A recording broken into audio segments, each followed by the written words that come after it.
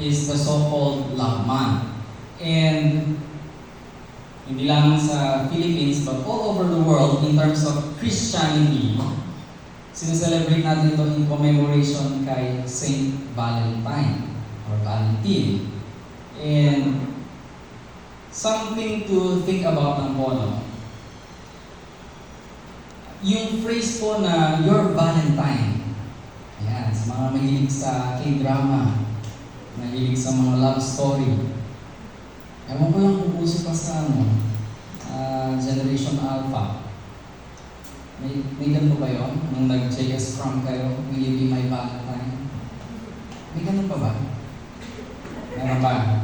Ano na-feel nyo nung tinanong ba, di ba? Nung guy, will you be my Valentine? Hindi, konti. Ganun, no? Sige, so alam niyo po ba na ang Valentine, this is a celebration na meron din itong historical facts. And dalawa yon before siya naging Christian tradition. The first one, according to ancient civilization, ancient Rome, ito po ay in commemoration kay Lupercalia. So meron siyang pagan background. Si Lupercalia ay isang she-wolf, and siya yung nag-aruga doon sa twin brothers na anak ni, hindi ko alam kung anong pangalan niya, hindi naman kasi naisulat doon sa article na nabasa ko. But it was the sister of King Amulius. So yung babae kasi, may vow siya ng celibacy. So hindi siya pwedeng mag-asawa, hindi rin siya pwedeng mag-kasal, hindi rin pwedeng mag-anak. However, yun, nagbuntis siya ng twins. At ang ginawa ng king ay sinintensyahan ng death yung kambal. However, may din, no? May good part sa story. May mga tao na ginamit para hindi sila napatay. So, may pagkaala Noah ang story nito. Nilagay sila sa isang basket, pinaanod, and so on and so forth. In short, nabuhay yung dalawang magkapatid. Yung she-wolf na yon ang nag-aruga sa kanila. And in commemoration dun sa she-wolf na yon, yan, mayroon silang pagan practice na gano'n. They offer animal blood, tsaka milk.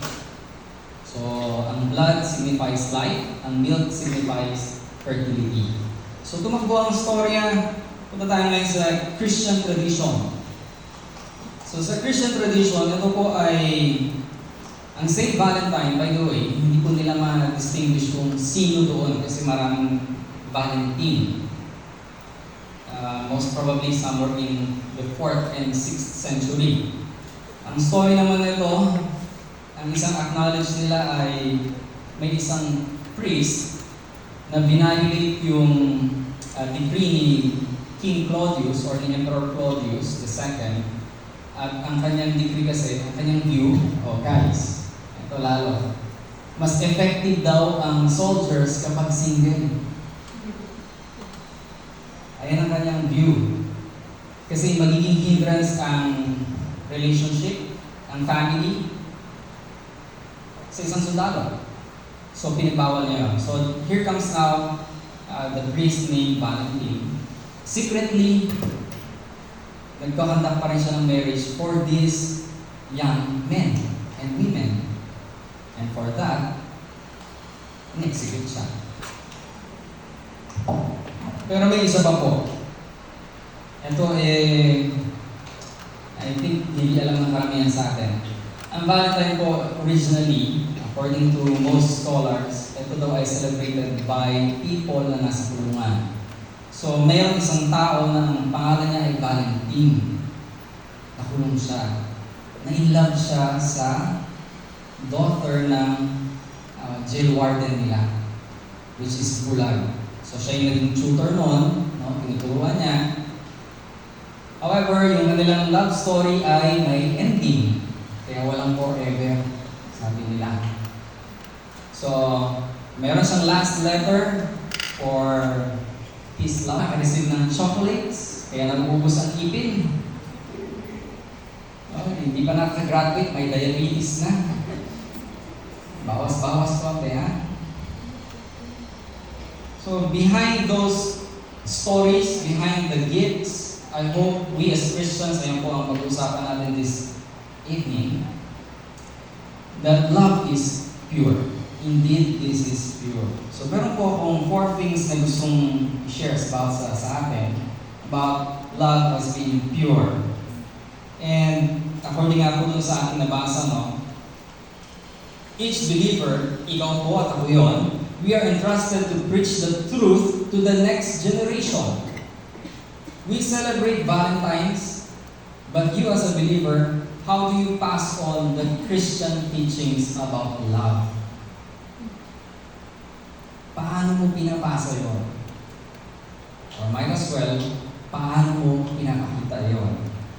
So this love po, no, this is an act that is given by God. Love po, by the way, ito ang madalas kong tinuturo, lalo sa mga nagpapakansel sa akin, mentor ko. Love is a verb. Ito po sa mga may partner na. Diba? Bakit mo ko love? Yung mga tanong no? Bakit mo ko love? Doon naman sa mga nanliligaw or nililigawan, diba?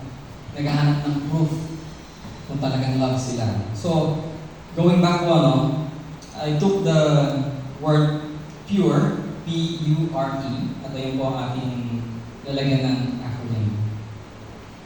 So, the first one is, love is pure. When we talk about pure, let's keep in mind na ang love po, this is about pleasure and principle. Pleasure and principle. Ang pleasure po, ito yung maganda naman. Diba? Kapag ikaw ay nag-please sa isang tao, you show your love. Kapag ikaw ay nasisiyahan, diba? You do something in return doon sa taong yon. Ayun nga lang po, ang nakakalimutan ng karamihan sa taong ngayon, pag pinag-uusapan ng pleasure, within the boundaries po yan ng principles. May truth po doon. At mainam na yun po ang inibigyan din natin. At alam niyo po ba, na yung word na ginamit ni Paul, he was talking to Timothy, sa kanyang letter na ito, si Timothy ang kanyang protege, ang kanyang dinidisciple. Yung word po na entrust, in the original language, which is Greek, ito lang sabihin Greek. Ito po ay to set before or commend. Ibig sabihin, if you entrust something sa isang tao, mapagkakatiwalaan dapat. Ibibigay mo sa kanya, iingatan niya yun. Alam niyo po ba na ang word na love in the Bible, mas marami pa siyang pagkakagamit kaysa sa word na faith, kaysa sa word na hope. To be exact po, I took the liberty na ako na lang ng bilang, 760 times. Ganun karami. So in a day, kung ang Bible babasahin mo, 760 times. Wow! And magkakaibang scenario yun. Ayun nga lang po, when we talk about pleasure and principle about love, sa panahon natin ngayon, ito ay puro bulaklak, puro tsokolate, mga romantic date. Sino ka-date mo nung 14?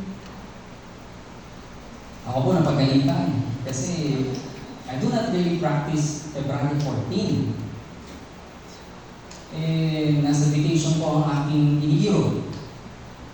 Hindi ko binati ng Happy Valentine's Day. Chinat ako ngayon.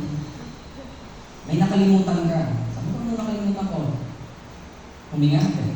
May nakalimutan ka. Hindi mo man lang ako binati. Happy birthday.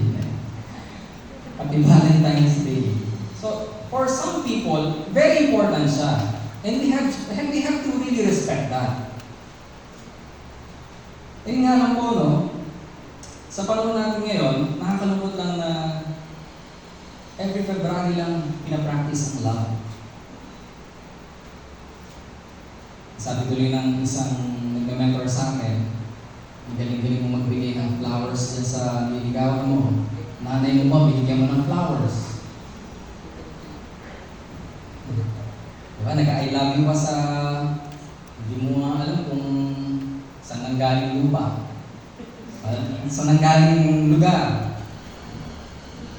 Ang kapatid mo, minamahal mo ba? Again, we're talking about pleasure and principle. At may mga dilemmas pa po sa panahon natin ngayon. This is one of the questions po, no, na tinatanong natin in terms of dilemma. Ano mas pipiliin mo? Mahal ka? O mahal mo? Diba? Mahal mo o mahal ka yan? Kaya nung several years ago po, no, nung nagtuturo din ako, lumabas yung sa Wattpad ata yun. Tapos may sumikat yun eh. Bakit hindi ka crush ng crush mo? Ganyan ang perspective ng love ng mga tao ngayon. Ganyan na. So let's go back po doon, no? In pleasure and principle, yung word po na ginamit ni Paul, that is to entrust for safekeeping. Ito po ay madalas ginagamit sa mga commercial practices. Kung may magkakaroon ng deposit, no, papakingatan niya. That's why si Paul, no, nung kausap niya si Timothy sa kanyang letter, ang sabi niya talaga doon, no, entrust to faithful people, men and women. So, ayan. Unahin ko po siyempre yung mga nakatatanda. Paano natin pinapasa sa concept ng ating mga next generation yung term or yung word na love? Ang iba po kasi masyadong dinidemonize ang love. Di ba? Maganda ang love. God is love. God is the author of love. Hindi nga lang, masyadong dinidemonize. O bata ka pa, huwag muna. Pinagbabawalan mo umibig. Hayaan mo umibig, bigyan mo lang siya ng principles na pangahawakan niya para hindi siya mawawala sa landas. I'll give you an example po. No? This is true to life. In our church, masyado pong stiff. Masyadong kasama na ako doon. No? Wag muna. Ganyan agad. Wag. Teenager ka pa. Wag muna. Kaya ano nangyayari? Yan, nagsi-secret love affair. Nagugulat na lang ako. Ay, nagkasawa na. Ay, diba, nandun na. Ay, nag-elope. At saka mo din sa Tagalog, dahil Ilocano na, alok, nagtanan. Diba? So again, i-balance mo natin. When we talk about love, love is pure. This is about pleasure and principle. Binigay yan ng Diyos so that you and I can enjoy that. Ilagay lang po sa tama. Okay? And second thing na gusto ko pong pag-usapan about love being pure. And before I point po yung pangalawa, tanong mo sa katabi mo, what is your basis about the pleasures and principles of love? Ano ang basihan mo,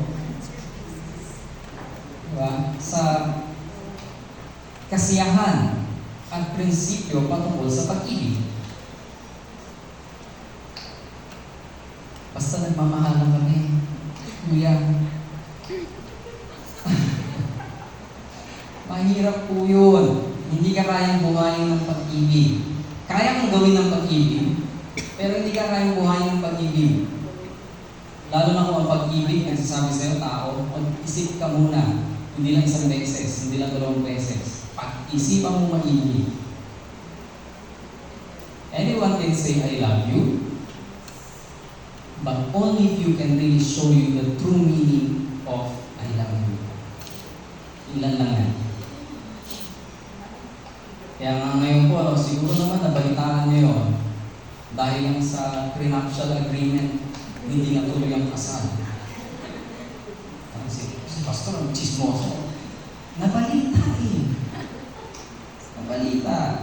So, again, Love is pure. Ano na po natin? Pleasure and principle. Number 2, when we talk about love is pure, this is the understanding of God's Word. So, saan nanggagaling ang prinsipyo? Of course,